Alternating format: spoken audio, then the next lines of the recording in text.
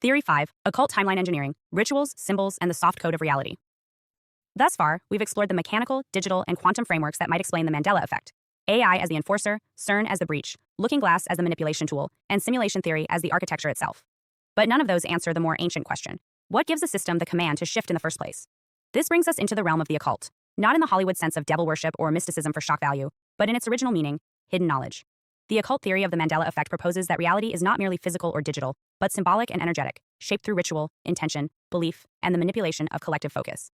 In this framework, the Mandela effect isn't the byproduct of AI, science, or simulation alone. It's the result of ritual engineering, a long game of timeline crafting by hidden elites, priest-class technocrats, or consciousness-controlling entities using symbols, language, trauma, and repetition to guide which version of reality locks into place. This is not a glitch. It's not a scientific error. It's a spell, and you're living in it. Reality as ritual, the power of collective agreement. To begin, let's establish a baseline. Reality is not as solid as we're told. Numerous studies in quantum physics, psychology, and information theory confirm that observation alters outcome, perception shapes truth, and group belief can physically affect results. From the double-slit experiment to placebo effects to the observer dependency of measurement in quantum mechanics, reality has always been more malleable than material. Now combine that with the principle that belief, especially mass belief, acts as an energetic reinforcement field. What billions of people believe to be real tends to hold its shape.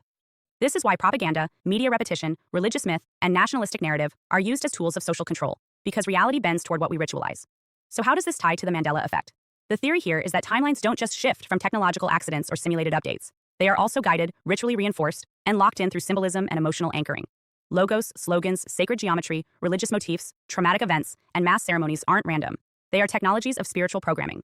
When enough attention is directed at a symbol or story, it becomes part of the consensus layer of reality.